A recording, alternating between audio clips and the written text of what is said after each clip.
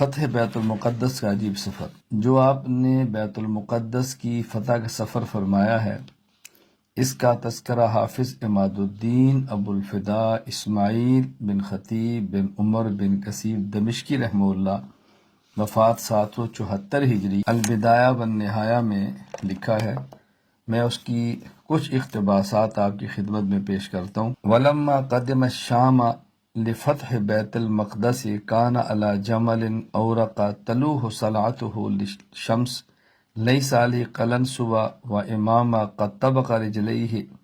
تفصیل ہے، میں عربی عبارت چھوڑ کر مختصر اس پر گفتگو کرتا ہوں۔ جب حضرت عمر رضی اللہ عنہ بیت المقدس کی فتح کے لیے شام آئے تو آپ ایک خاکی رنگ کے اونٹ پر سوار تھے، اور آپ رضی اللہ عنہ کے سر کا وہ حصہ جہاں سے بال جڑے ہوئے تھے دھوپ میں چمک رہا تھا، یعنی اگلے حصے سے کچھ بال مبارک گرے ہوئے تھے۔ اس وقت آپ کے سر پر نہ امامہ تھا نہ ہی ٹوپی تھی، گرمی تھی اور آپ اس سفر کے اندر چل رہے تھے۔ آپ رضی اللہ تعالیٰ عنہ نے پلان کے دونوں حصوں کے درمیان رکاب کے بغیر اپنی ٹانگوں کو جڑا ہوا تھا، اور آپ رضی اللہ عنہ کا اونٹ پر بیٹھنے کے لیے بچھایا جانے والا کپڑا مینڈے کی اون کا تھا، وہی آپ کا تکیہ تھا۔ اللہ اکبر۔ فتح بیت المقدس کے لیے جا رہے ہیں، امیر المومنین عرب و عجم کا بادشاہ، اور آپ ذرا سفر میں آپ کا لباس دیکھیں۔ آپ رضی اللہ عنہ کو بچھونا ہوتا، وہی آپ کا تکیہ ہوتا، جہاں پڑاؤ ڈالتے وہی آپ کا بچھونا ہوتا، سبحان اللہ۔ اور آپ کا تھیلا چھال سے بھرا ہوا تھا، جب آپ سوتے تو وہی آپ کا تکیہ ہوتا، اور آپ کی قمیص کھردرے کپڑے کی تھی جو پرانی ہو چکی تھی، گریبان پھٹ چکا تھا۔ آپ کی جگہ اترتے تو بستی کے سردار کو بلاتے اور فرماتے کہ اس کو دھلا دو، مجھے متبادل کپڑا دو، اس میں اگر پھٹا ہے تو اس کو سی دو۔ تو خلاصہ ہے کہ آپ اس طرح تشریف لے جا رہے تھے، تو راستے میں ایک جگہ پر آپ کو کتان کا کپڑا دیا۔ فرمایا کتان کا کپڑا کیا ہوتا ہے؟ تو لوگوں نے بتایا کہ کتان کا کپڑا کیا ہوتا ہے، بڑا قیمتی ہے، نرم ہے، ریشم جو بھی ہے۔ تو آپ نے اس کو اتار دیا، فرمایا اس کو چھوڑو، بس میرا قمیض دھو کر لاؤ، میں اسی کو پہنوں گا۔ تو آپ کو کسی شخص نے کہا کہ آپ عرب کے بادشاہ ہیں، اور ان ممالک میں جہاں آپ شام کی طرف جا رہے ہیں یہاں اونٹوں کی سواری بادشاہوں کے شان کے لائق نہیں ہے۔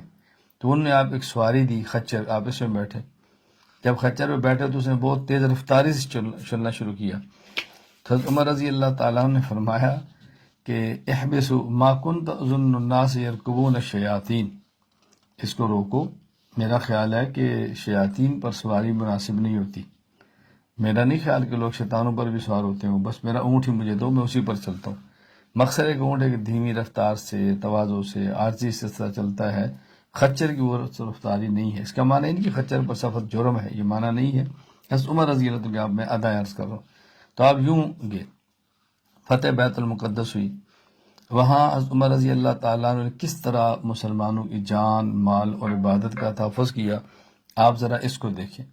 امام ابو العباس احمد بن علی بن عبد القادر بن حسینی رحمہ اللہ تعالی، آپ کی وفات 845 ہجری ہے، المواعظ والاعتبار بذکر الخطط والآثار کے اندر فرماتے ہیں کہ نصارہ کے علماء نے اس بات کا اعتراف کیا ہے کہ امیر المومنین رضی اللہ تعالیٰ عنہ نے جب بیت المقدس کو فتح کیا تو آپ نے ان کو امان لکھ کے دی، ان کی جان، ان کی اولاد، ان کی عورتوں، ان کی مالوں اور ان کے تمام عبادت خانوں کے لیے، کیا لا تہدم ولا تسکن، نہ ان کے عبادت خانوں کو گرایا جائے گا، نہ اس کو رہائش گاہوں میں تبدیل کیا جائے گا۔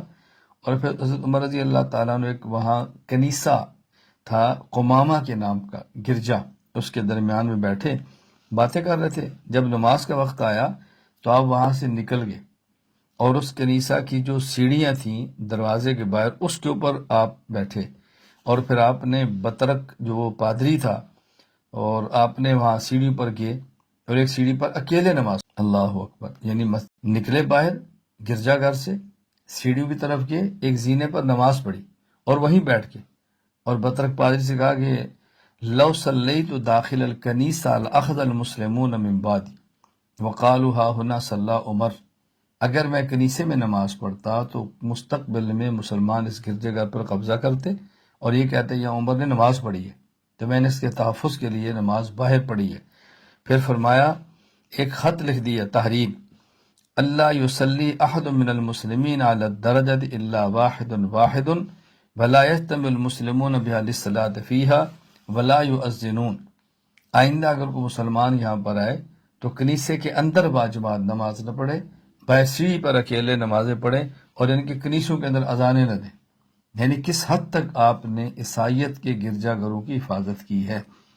ہمیں اسلام کیا سبق دیتا ہے کہ یہ شرط ہے کہ غیر مسلم خود کو غیر مسلم تسلیم کرے، کہ آپ ایسے یہ ذہن نہ بنانا کہ قادیانی ہیں، مرزائی ہیں تو ان کی عبادت گاہوں کا ہم تحفظ کریں گے۔ وہ خود کو غیر مسلم تسلیم نہیں کر رہے، وہ غیر مسلم ہونے کے باوجود خود کو مسلمان کہہ رہے ہیں، اس لیے ان کی عبادت گاہوں کا پاکستان میں کوئی تصور نہیں ہے۔ یہ ذہن نشین فرما لیں۔ ہاں وہ خود کو غیر مسلم کہیں، خود کو اقلیت سمجھیں، اقلیت کی عبادت گاہ بنائیں، اقلیت کے حقوق ہوں تو اس کے مطابق بات بالکل الگ ہے۔ اس طرح کی عبادات گاہیں نہ بنائیں کہ جیسے یہ تاثر ہو گیا مسلمانوں کی ہے، محراب ہے، ممبر ہے اور مینار ہے اور کلمہ ہے، مسلمانوں کی طرح عبادت گاہ مت بنائیں۔ حضرت عمر رضی اللہ تعالیٰ ان تمام چیزوں کے باوجود منافقین کے لیے بہت سخت۔ منافق کے لیے کیوں سخت ہے؟ کہ منافق اندر سے کافر ہوتا ہے، اوپر سے کہتا ہے کہ میں مسلمان۔ حضرت فرماتے ہیں بھائی عیسائی ہے، وہ اندر سے بھی کافر ہے، اوپر سے بھی کافر ہے، اور منافق اندر سے کافر ہے، اوپر سے کہتا ہے مسلمان ہوں۔ ان کے بارے میں آپ کا رویہ یہ تھا۔ حافظ عز الدین ابو الحسن علی بن محمد بن عبد الکریم المعروف بن اسید جزری رحمہ اللہ فات 630 ہجری اسد الغابہ فی معرفت صحابہ میں لکھتے ہیں کہ جب کوئی میت آتی، حضرت عمر رضی اللہ عنہ حذیفہ سے پوچھتے، حذیفہ ہیں؟ جی ہیں۔ جنازہ پڑھا ہے؟ جی پڑھا ہے۔ حضرت عمر پڑھے۔ اگر حضرت حذیفہ مدینہ منورہ میں ہونے کے باوجود جنازہ نہ پڑھتے تو حضرت عمر جنازہ نہیں پڑھا کرتے تھے۔ فین حضر الصلاۃ علی صلی علی عمر بین لم یحضر حذیفہ الصلاۃ علی لم یحضر عمر، حضرت عمر نہیں پڑھتے تھے۔ کیوں؟ حضرت عمر فرماتے تھے کہ حذیفہ کو رضی اللہ تعالیٰ نبی پاک صلی اللہ علیہ وسلم منافقین کے بارے میں بتایا ہے، تو حضرت حذیفہ کا مدینہ میں ہونے کے باوجود اس کے جنازے میں نہ آنا اس بات کی علامت ہے کہ یہ منافق کا جنازہ ہے، اور عمر منافق کا جنازہ نہیں پڑے گا۔